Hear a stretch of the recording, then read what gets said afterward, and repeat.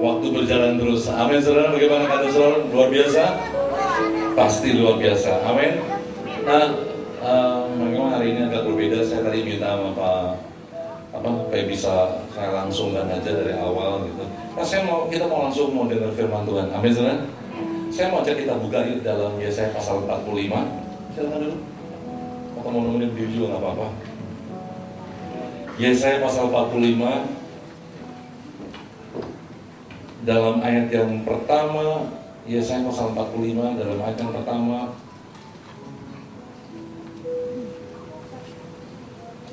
sampai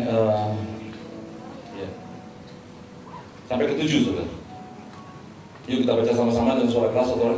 1, 2, 3. Beginilah firman Tuhan, inilah firman-Ku kepada orang yang kuurapi, kepada Koresi yang tangan kanannya ku pegang, supaya aku menundukkan bangsa-bangsa di depannya dan mengucuti raja-raja, supaya aku membuka pintu-pintu di depannya dan supaya pintu-pintu gerbang tidak tinggal tertutup. Aku sendiri hendak berjalan di depanmu dan hendak meratakan gunung-gunung, hendak memecahkan pintu-pintu tembaga dan hendak mematahkan palang-palang besi. Aku akan memberikan kepadamu harta benda yang terpendam dan harta kekayaan tersembunyi, supaya engkau tahu bahwa akulah Tuhan Allah Israel yang memanggil engkau dengan namamu. Oleh karena hambaku Yakub dan Israel pilihanku, maka aku memanggil engkau dengan namamu, menggelar engkau sekalipun engkau tidak mengenal aku. Dan 5, akulah Tuhan dan tidak ada yang lain, kecuali aku tidak ada Allah. Aku telah mempersenjatai engkau sekalipun engkau tidak mengenal aku, supaya orang tahu dari terbitnya matahari sampai terbenamnya bahwa tidak ada yang lain di luar aku. Akulah Tuhan dan tidak ada yang lain, yang menjadikan terang dan menciptakan gelap, menjadikan nasib muncul dan menciptakan nasib malang. Akulah Tuhan yang membuat semuanya ini. Yang percaya firman Tuhan katakan amin. Nah, saudara perhatikan ya, yang Tuhan mau bicara tentang pengurapan. Di sini dikatakan kepada firman Tuhan inilah dalam ayat pertama, kepada orang yang kuurapi. Amin, saudara.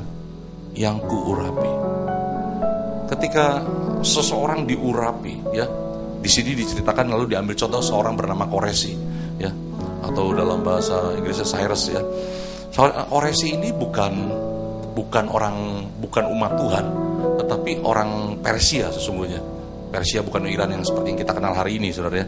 Nah, kita lihat bahwa akibat pengurapan, kita mesti lihat akibat pengurapan dulu. Akibat pengurapan maka dikatakan apa? Tangan kanannya dipegang. Saudara mau tangan kanan saudara dipegang Tuhan? Mau saudara dipegang Tuhan? Saya pernah berpikir, Tuhan bilang, aku akan memegang kau dengan tangan kananku, betul ya? Kalau tangan kanan Tuhan dengan tangan kanan kita dipegang, gimana caranya, saudara? Jadi berhadapan-hadapan, saudara. Baru belakangan saya diberitahu bahwa Tuhan itu sesungguhnya Dia membimbing kita dari belakang. Dia pegang tangan kita dan Dia bimbing kita dari belakang. Amin. Seperti seorang bapa kepada anak-anaknya.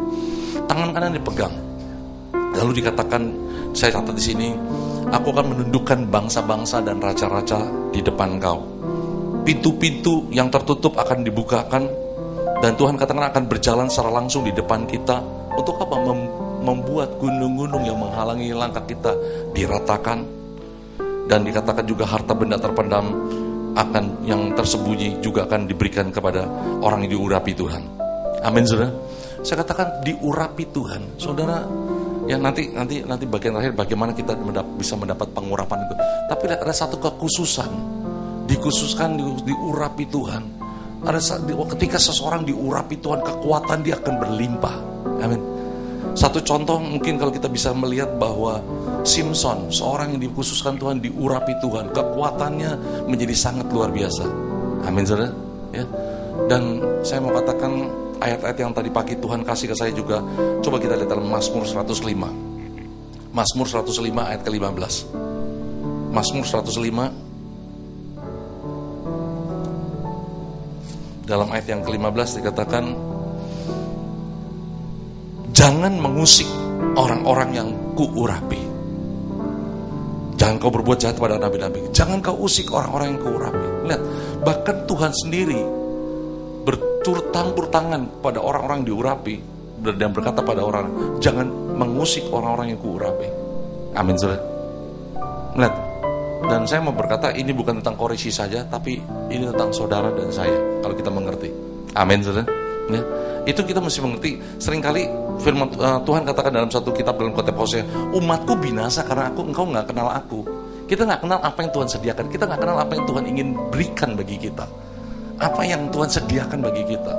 Lihat, Tuhan tuh begitu menyatakan kasih kuasanya, pembelaannya. Bahkan jangan sentuh ya orang yang kurapi. Sentuh dia, urusan dengan aku. Amin. Seperti itu gitu. Wow, begitu. Karena Anda mau pegang ayat ini, kalau Anda percaya pada ayat ini, jangan sentuh orang lain. Pegang itu. Kalau kau percaya kau diurapi Tuhan, kau akan dibela kemanapun juga. Amin. Orang bisa berbuat jahat, tapi nggak akan berhasil. Orang boleh merancangkan kejahatan, tapi nggak akan berhasil. Amin, saudara. Ya. Nah, bahkan juga kalau kita lihat bahwa Daud pun juga dia yang diurapi Tuhan, dia nggak berani menyentuh Saul, orang yang boleh katakan pengurapannya sudah diangkat Tuhan karena apa? Ya karena dia lalai dan sebagainya. Amin. Nah, sampai di sini saudara rindu saudara diurapi Tuhan, rindu ya.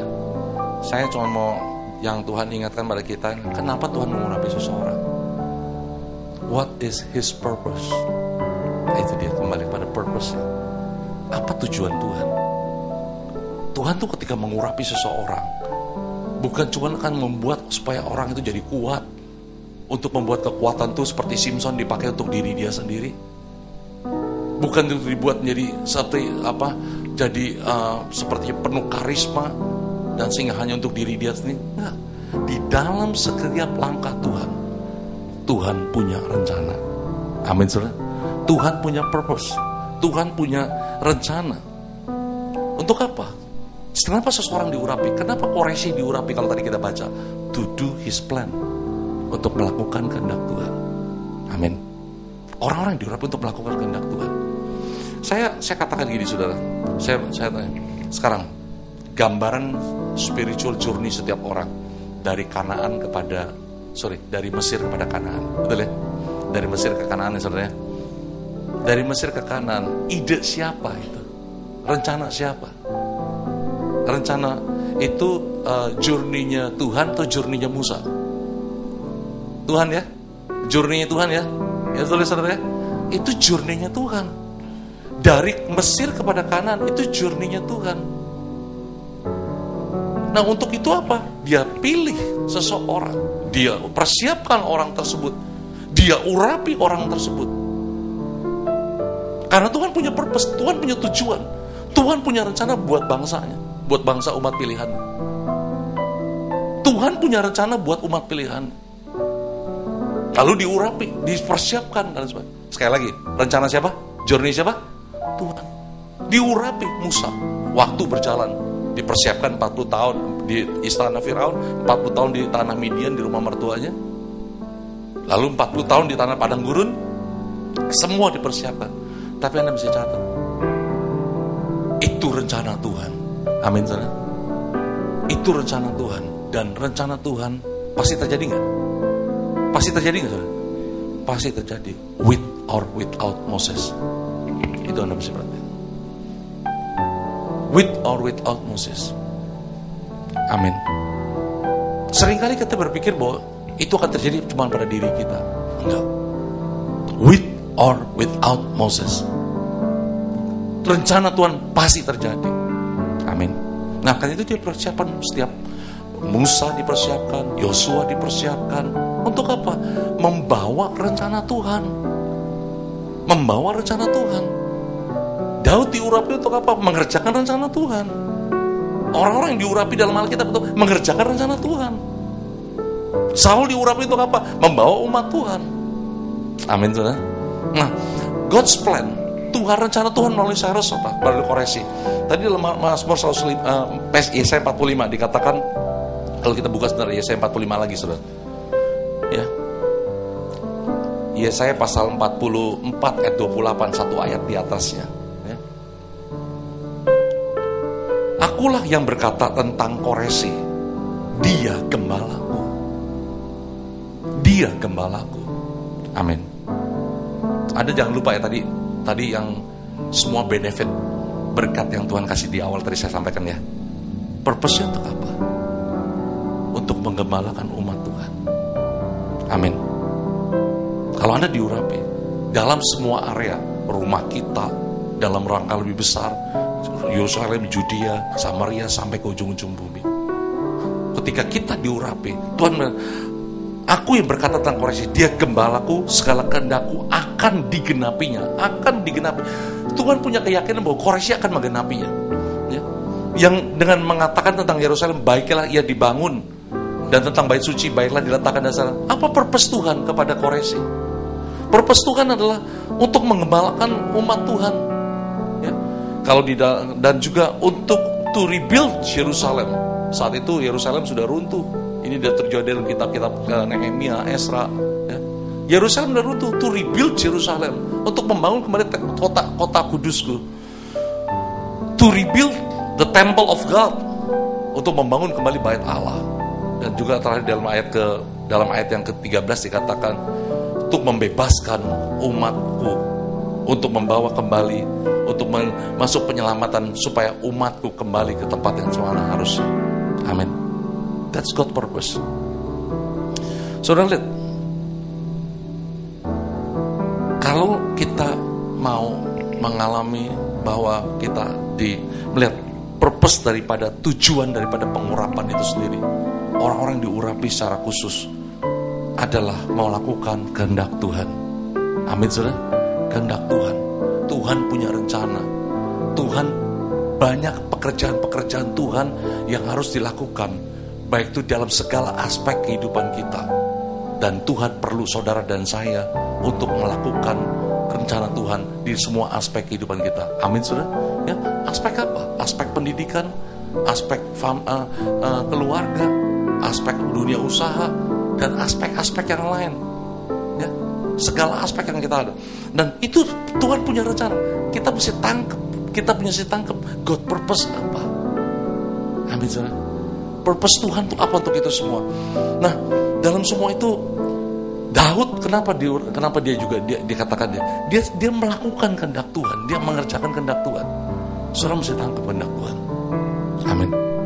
Kehendak Tuhan apa buat saudara? Kehendak Tuhan apa? Nah, untuk diurapi ada satu terjemahan dipilih. Ya, di bagian ini saya mau katakan gini. Pertanyaannya gini, pengurapan tuh bisa nggak saya berkata saya urapi Anda? Pengurapan siapa yang punya, saudara? Tuhan. Amin. Ada orang bilang, aku urapi. Saya nggak tahu ya. Tapi kalau saya selalu berdoa, Tuhan turut curahkan pengurapan-Mu buat kami. Karena yang punya pengurapan Tuhan. Amin. Yang punya pengurapan Tuhan. Semua bisa secara general kita diurapi. Tapi pertanyaannya, berapa besar yang kita terima? Berapa besar kepercayaan Tuhan dalam diri kita? Amin.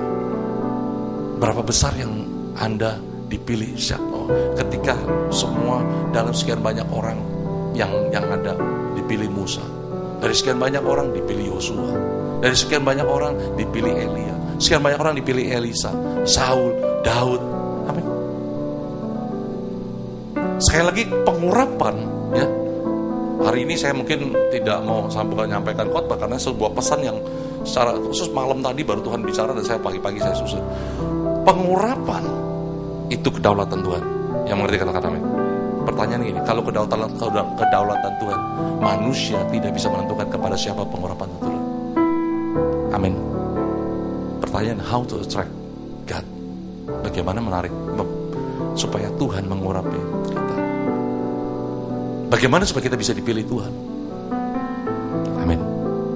Bagaimana kita bisa mendapatkan begini?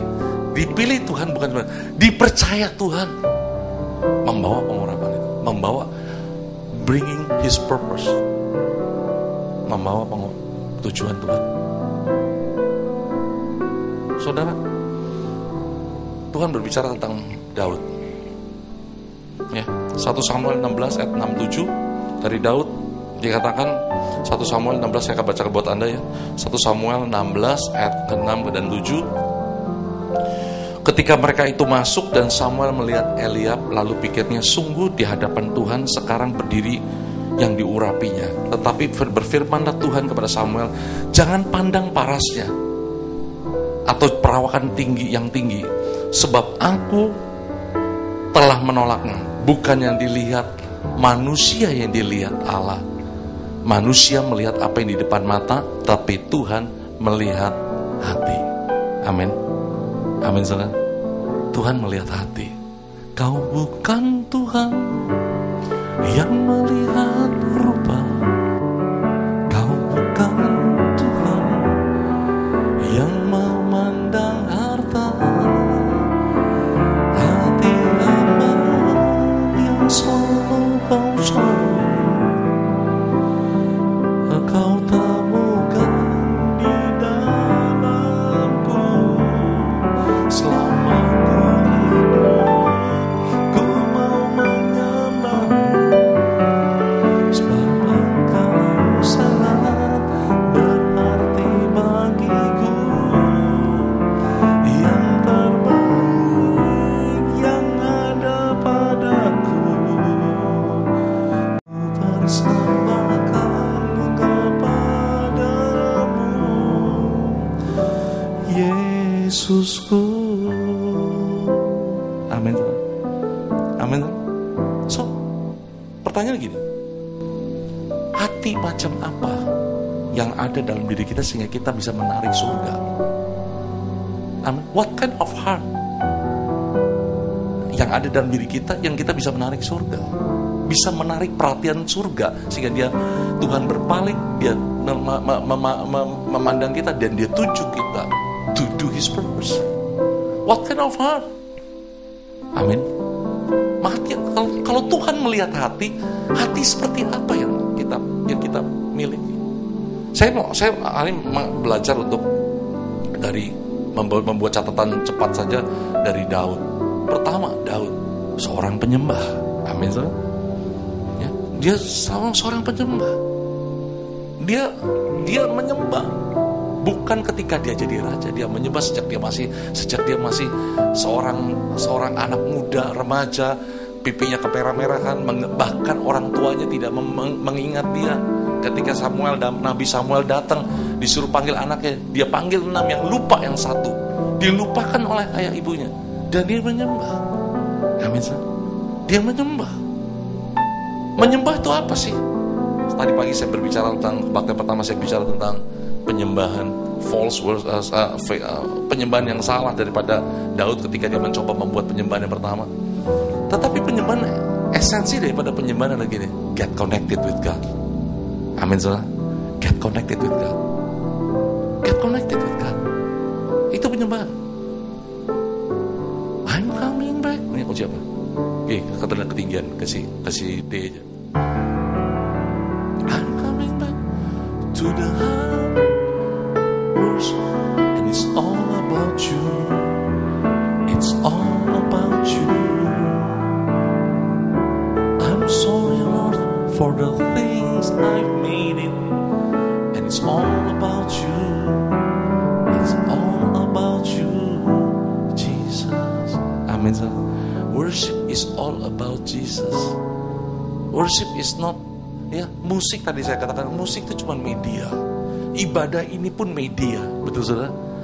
Ini media. Tetapi esensinya adalah our heart. Our heart to God. Orang menikah bisa serumah tidak terhubung. Betul? Betul gak, saudara? Bisa. Menikah tidak terhubung. Di gereja ibadah melayani dengan luar biasa, tapi mati. Kitab Wahyu yang bilang, firman Tuhan yang bilang, betul, aku tahu segala pekerjaanmu, tapi engkau mati. Aku tahu engkau berbuat apapun juga, beribadah dan lain sebagainya, tapi engkau mati. You die. Amin. Kenapa? Karena cuma connected with activity, not connected with gini. Seringkali gereja sudah lupa dengan esensinya. Gereja adalah Tuhan. Amin. Esensi daripada gereja adalah kita tuh menghadirkan Tuhan. Kita kumpul buat Tuhan, bukan untuk manusia. Yang setuju dengan saya katakan amin. Gak ada manusia yang bisa menyembuhkan. Gak ada manusia yang bisa berkorban untuk menebus dosa seseorang. Hanya Tuhan. Itu esensinya daripada gereja. Namun di akhir zaman ini, jujur saya banyak berbicara dan saya katakan, saya kehilangan, I'm missing something. Hampir 25 tahun yang lalu ketika saya jadi orang Kristen, saya nggak tahu tentang khotbah yang seperti apa. The one that I know, cuma satu saya tahu, setiap saya ke gereja, saya mengalami perjumpaan dengan Tuhan through worship. Amin sana. Saya nggak tahu tentang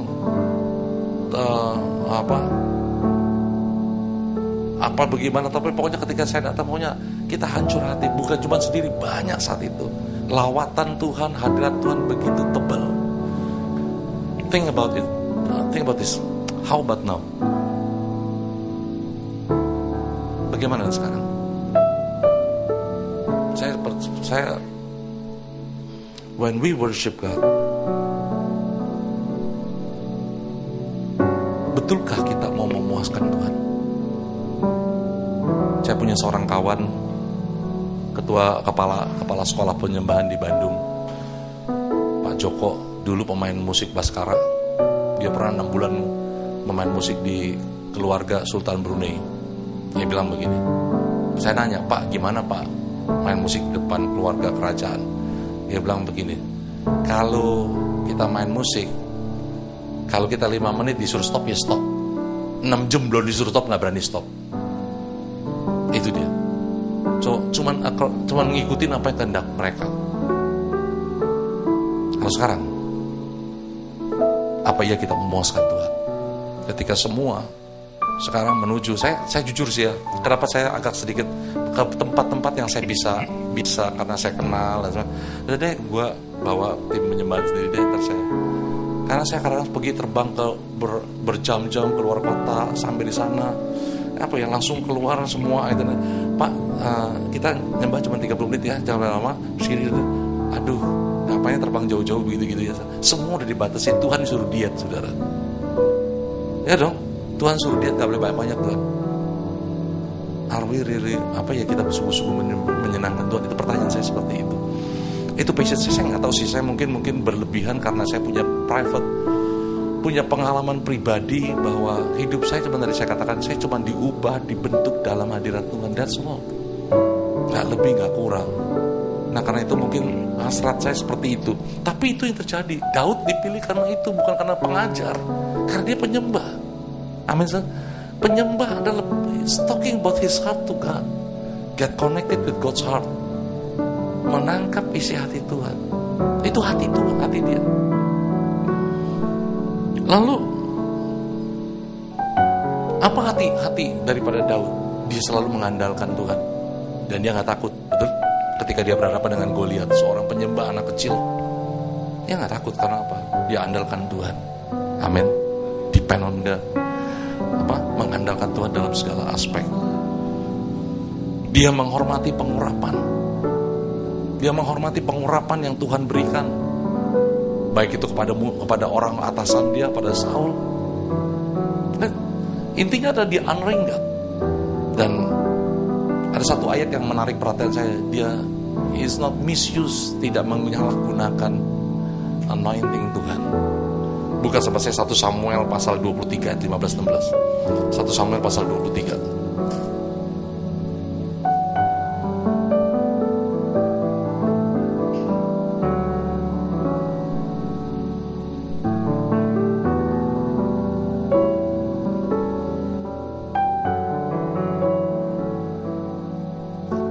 Ayatnya mungkin catatan saya agak nggak pas, tapi satu ayat di mana ketika bukan itu 1 Samuel 23, nggak, ayatnya nggak pas, catatan saya salah. Ketika satu kali Daud haus, pengen minum air dari perigi Bethlehem, tahu ya ayat itu ya? Coba dilihat ayatnya di mana. Terus saya tadi klik Bethlehem, kan sekarang gampang kehilangan ayat pakai iPad-nya ketemu saudara ya. Cepet gitu. Kalau zaman dulu kita bahasa rohur, batasi kalau cari percaya nyari ayat saudara. Kalau sekarang tolong cari cepetan. Ya. Ketika satu kali dia minta haus, aku rindu air Bethlehem, itu kota kelahiran. Aku rindu air dari perigi Bethlehem. Lalu Triwira pergi dengan waktu itu dia lagi ada di mana? Ada di pelarian, ada di kondisi pelarian. Lalu 3 perwiranya membahayakan nyawanya. Dia pergi ke Bethlehem, dia ambil air itu. Ada 3 pahlawan dia yang sampai berani untuk membahayakan nyawanya untuk memuaskan keinginan Daud untuk minum air dari perigi Bethlehem. Berhasil 3 perwira itu. Itu sampai, mungkin dia juga kaget. Mungkin Daud juga gak menyangka, wih kok betul-betul diambil. Dan ketika itu apa? Dia bilang, aku gak layak. Lalu dipersembahkan sebagai korban buat Tuhan. Amin. Nah itu dia. Hati itu hati Daud. Walaupun bukan artinya dia gak pernah memakai salah pengurapan dia. Betul? Ya, ketika dengan dia Usia suami daripada Batseba, dia juga menyala. Tetapi yang selanjutnya saya mau kata, Daud hatinya teachable, mudah diajar Tuhan. Amin. Siapa yang nggak salah? Siapa yang nggak salah? Tuhan. Sekarang saya tanya, Saul yang milih siapa? Siapa yang milih Saul? Tuhan. Amin. Yang milih Saul Tuhan. Yang milih Simson siapa? Tuhan. Tapi dua-duanya kan mengalami kegagalan, betul? Mengalami kegagalan. Daud pun yang milih Tuhan. Mengalami kegagalan. Tapi lihat 2 orang itu. 2 orang ini nggak punya teachable heart. Simson cuma punya penyesalan di akhir hidupnya, cuma pada last part of his life. Saul nggak mau diajar, malah dia berontak. Tapi Daud, apa yang dilakukan ketika dia mengalami itu semua? Dia mau diajar. Amin. Siapa yang sempurna? Siapa di sini bisa sempurna? Siapa tanya hamba Tuhan yang sempurna bisa menangkap, mengerti maksud Tuhan semua? Enggak ada, betul saudara? Karena pikiran Tuhan terlalu besar. Tetapi yang dibutuhkan adalah kita mau diajar Tuhan. Amin saudara. Kita mau diajar Tuhan, dibentuk Tuhan, diarahkan Tuhan. Nah dari situ, kalau saya mau katakan, kalau kita bisa mau diajar Tuhan, maka saya katakan, itu yang Tuhan lihat di hati kita. Itu yang Tuhan lihat. Satu, kenapa hati Daud, kenapa Daud sampai dipilih oleh Tuhan, termasuk saya, ya. Buka sama saya Mazmur 132, saudara.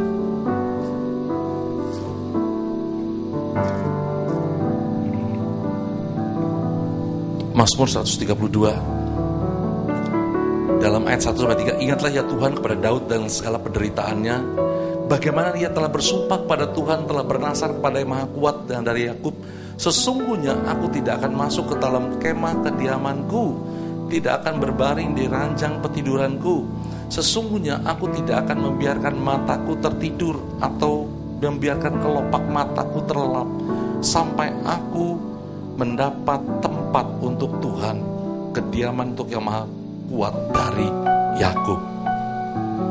Lihat, itu passion hati dia. Dia limpah. Dia punya segala sesuatu. Tapi dia katakan, dia mendahulukan, menaruh Tuhan di tempat yang terutama. Sampai dia lihat ayat ke-13. Sebab Tuhan telah memilih Sion. Ini, perhatikan kata-kata ini. Menginginkannya menjadi tempat kedudukan ini, tempat perhentianku selamanya. Saya bukan berbicara tentang Sion, tapi berbicara kita. Anda mau sampai, aku ingin dia. Amin. Anda mau sampai dikatakan Tuhan, aku ingin dia. Aku ingin dia.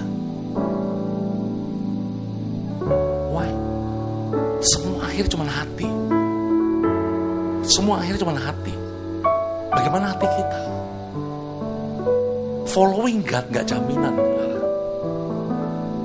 Ikut Tuhan gak jaminan. Dua minggu lalu kita merayakan kena kebangkitan Tuhan Yesus.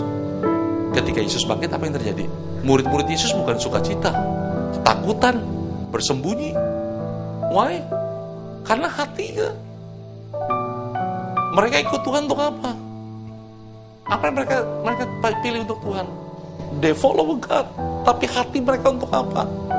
Yesaya pasal 6 dikatakan ayat 26, ya Tuhan bilang pada murid-murid Tuhan Yesus, dibilang gini, kamu cari aku bukan karena engkau percaya, tanda-tanda.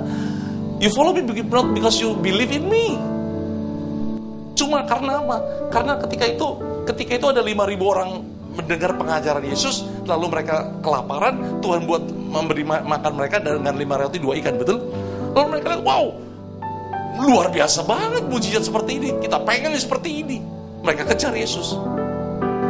Betul? Oh, Yesus berbalik, kamu ikut aku bukan kamu cari aku bukan kamu percaya, tapi karena kamu lihat mujizat. You want more, you want to get better life. Itu hati mereka, gak jaminan, saudara. Lalu kalau kita lihat selanjutnya dalam ayat Yesaya pasal 6 ayat 66, bisa aja multimedia tolong dilihat ya, ditampilkan Yesaya 6 ayat 666. Maka murid-murid Yesus saat itu mengundurkan diri, banyak murid-murid Yesus, sebab Yesaya 6 ayat 66. Yohanes 6, maaf, saya kok Yesaya. Yohanes 6 ayat 66, makanya dari tadi semua nyari semua kok enggak ada Yesaya 66. Yesaya 6 ayat 66 kagak ada lagi. Yohanes 6 ayat 66. Mulai daripada banyak murid-muridnya mengundurkan diri dan tidak lagi mengikut dia. Mereka nggak ikut Tuhan. Pertama tadi karena mereka cari itu. Karena coba ayat 60-nya, karena mereka sekali hati mereka nggak bisa diajar, mereka nggak mau diajar. Ketika apa? Ayat 60 dikatakan ketika Tuhan berbicara keras, ya mereka berkata perkataannya terlalu keras. Amin. Ya, sesudah mendengar semua itu, banyak dari murid-murid Yesus berkata, perkataannya ini keras, siapa yang sanggup mendengarkan? Lalu mereka tinggalkan Tuhan. Anda mau jadi dewasa? Anda mau jadi dewasa? Mau makanan keras? Mau makanan keras, saudara? Harus. Daripada kita makan makanan keras dari dunia, lebih baik makanan keras daripada dari Tuhan. Yang mengerti katakan amin. Pahit kalau dari dunia. Kalau makanan keras dari Tuhan, beri kekuatan buat kita. Makanan keras dari dunia, pahit. Katakan pahit. Amin. Itu dia. Terus minta tolong ayat 67. Masih ada murid-murid yang ikut Tuhan. Ikut Tuhan untuk apa? Percaya. Sisanya percaya. No. Dikatakan gini. Maka kata kedua muridnya, apakah kamu tidak mau pergi juga? Bahasanya nggak begini. Kamu mau pergi juga, gitu kan? Pasti nggak begitu, saudara. Pasti mungkin senang. Kamu nggak mau pergi juga? Pergi aja. Ayat 68 bilang apa? Mereka nggak pergi. Mereka nggak meninggalkan Yesus cuma karena ini. Tuhan, kepada siapa kami mau pergi? Mereka no way to run. Gak ada lagi tempat pergi. Kata Simon, perahu udah dijual, pekerjaan udah ditinggal, mau kemana lagi? Jadi cuma karena ikut Yesus, cuma karena gak ada pilihan lain. Padahal ikut Yesus harus karena kita mengerti siapa Dia dan kita memilih untuk ikut Dia. Amin, saudara. Itu hati yang Tuhan cari. Mengerti siapa Dia, mengerti kedaulatan Dia, mengerti. Lalu hati murid-murid Tuhan, kenapa mereka menjadi takut? Kenapa mereka menjadi takut? Mereka gentar, mereka bahkan bersembunyi ketika Yesus bangkit. Karena hati mereka. Matius pasal 20, Matius pasal 20, ayat 20 sampai 28, ya. Dalam ayat yang dalam Matius pasal ke-20.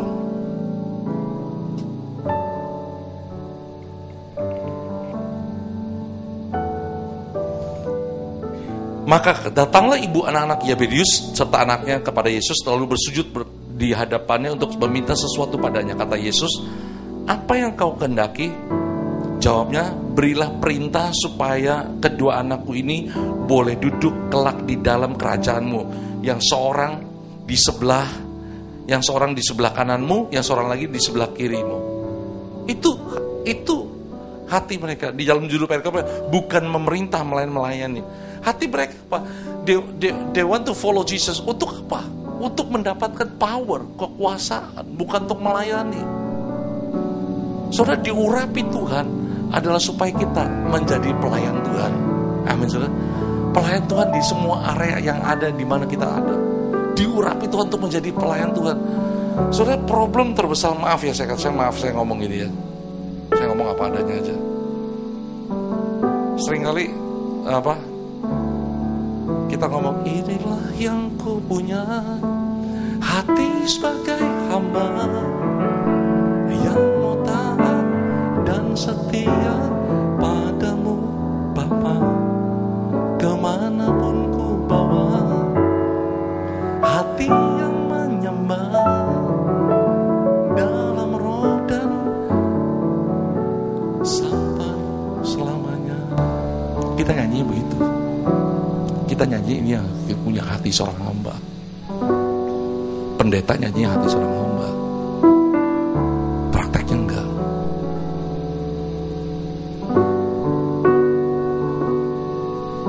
Amin. Maaf ya, saya pendeta. Saya banyak urusan-urusan gereja. Keributan terbesar paling punya cuma perebutin kekuasaan. Perselisihan terbesar bukan tentang jiwa-jiwa, tapi kekuasaan. Padahal satu pelajaran dasar dari kekristenan, penyerahan hak. Kita ajarkan di sekolah minggu, tapi ketika dewasa yang nggak ada praktek itu. Semua kekuasaan. Amin.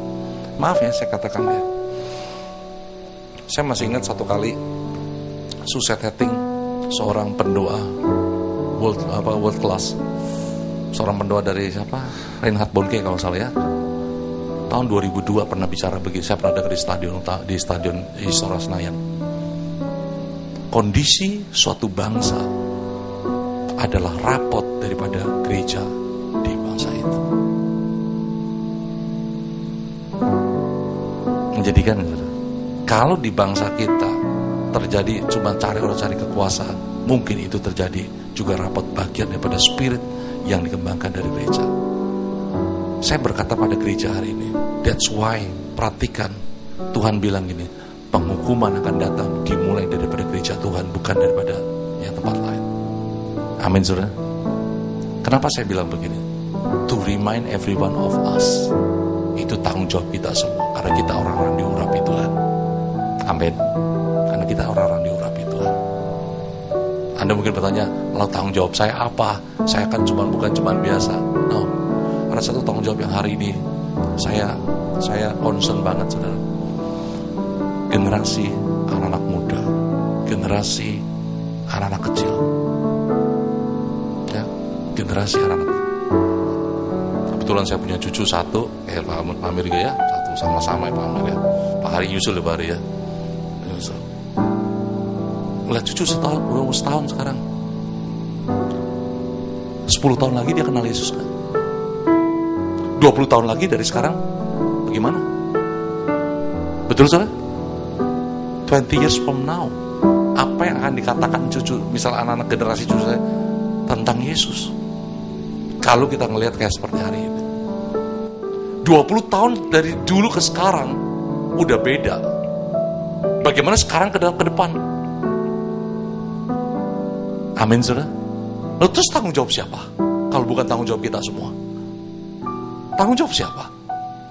Apa kita cuma serahkan kepada guru sekolah minggu? No. It's our responsibility sebagai orang-orang yang diurapi Tuhan. Amin. Bagaimana ambil tanggung jawabnya? Jalankan firman Tuhan. That's all. Bukan cuma sekedar ya di depan saya ngomong bagi dia, ada anak saya di depan saya. Saya gembala, di depan saya ada mertua saya, kadang-kadang di rumah di gereja. Emang mudah. Ngajar terus tuntutannya kan nuntut balik, saudara. Di tempat saya kerja, ya, pimpinan perusahaan saya juga melihat kalau saya khotbah apa hasilnya ada nggak? Loh itu semua prakteknya atau cuma sebagai semua knowledge gitu? Kita sungguh-sungguh, maka itu Tuhan ingin Anda nggak perlu khotbah, tetapi Anda bisa menyampaikan firman Tuhan through your life. Amin, saudara. Through your life. Through your life. Itu loh. Melalui hidup kita, cuma hal-hal yang sederhana. Hal-hal sederhana. Dan di situ. Nah, singkat kata, saya mau katakan saudara, hati yang seperti itu yang Tuhan mau. Dan akhirnya saya mau katakan bagian terakhir ini, saudara, puaskan Tuhan. Sekali lagi saya mau katakan, puaskan Tuhan. Amin, saudara. Ya, puaskan Tuhan. memuaskan Tuhan ada satu tahapan-tahapan di mana kita berhubungan secara pribadi dengan Tuhan. Bukan lagi korporat, tetapi privately dengan Tuhan. Ya, puaskan Tuhan. Kalau kau belajar memuaskan Tuhan, berbicara begini, kau memuaskan Tuhan, kau belajar dibentuk dalam hadirat Tuhan. Saudara semua, saudara dan saya, gak ada yang sempurna. Saya apalagi gak sempurna banget, saudara. Ya, temperamen saya dan lain sebagainya, banyak hal dalam hidup saya gak sempurna. Tapi pertanyaannya gini, Tuhan lihat potensi apa dalam hidup kita? Tuhan lihat potensi apa dalam hati kita? Tuhan akan cuma mikir gini, dia akan jadi apa dalam tanganku? Betul? Dia akan jadi apa dalam tanganku? Apakah pertanyaan gini, can God trust us? Can God trust us? Apakah Tuhan bisa terpercayakan kita? Kalau kita tunjukkan dari hati kita, maka saya katakan seperti Koresi, dia akan anoint us, dia akan bela kita, dan Tuhan punya keyakinan bahwa rencana Tuhan pasti digenapi dalam hidup ini through our life. Amin, saudara, melalui hidup kita. Saudara, gak mudah. Saya mau katakan, saudara, tidak mudah. Tidak mudah melakukan. Anda mau melakukan kehendak Tuhan? Gak mudah. Gak mudah. Saya akan tutup dengan satu ayat ini, saudara. Saya mau Wahyu pasal ke 17.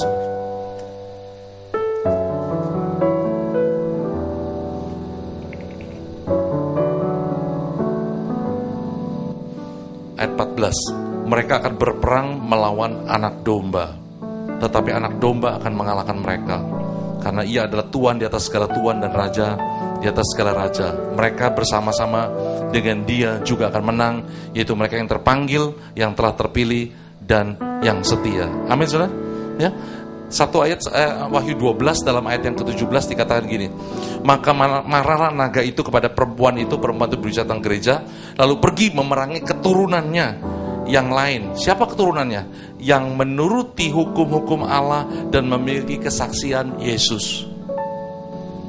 Saya masih seimbang, saya sampaikan, orang mengikut Tuhan, mentaati perintah Tuhan, melakukan. Lihat, diperangi.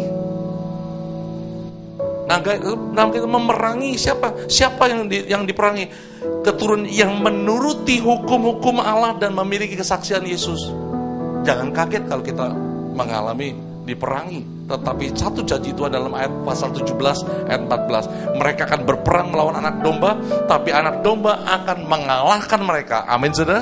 Mengalahkan mereka karena ia adalah Tuhan di atas segala Tuhan dan Raja di atas segala Raja.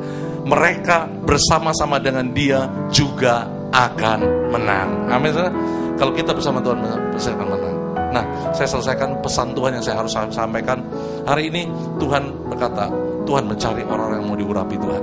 Bukan saya artinya saya mau mengurapi Anda, enggak. Tetapi Tuhan mencari orang-orang yang mau memikul tanggung jawab dari Tuhan. Amin, saudara. Orang-orang yang mau dikhususkan dengan tujuan-tujuan yang besar, dan saudara lihat benefitnya. Selalu Tuhan tuh bukan karena benefit. Tuhan tuh Tuhan yang tidak pernah berhutang. Yang mengerti katakan amin. Dia selalu memberikan reward dalam semua kita. Ya, dalam Ibrani pasal 11 dikatakan orang yang sungguh-sungguh mencari Tuhan, Tuhan berkati. Amin. Tuhan berkati. Orang sungguh-sungguh memikul tanggung jawab Tuhan, Tuhan berkati. Tetapi bisakah Tuhan percayakan kita untuk tanggung jawab, memikul tanggung jawab Tuhan? Tuhan perlu Anda dan saya. Tuhan perlu pahlawan-pahlawannya. Dalam kitab Yoel katakan, Tuhan, Yoel berkata, bawa turun pahlawan-pahlawanmu Tuhan. Bawa turun pahlawan-pahlawanmu. Dan saya berkata, biar hari ini pahlawan-pahlawan Tuhan dibangkitkan, dilihat Tuhan. Kembangkan hati kita bersama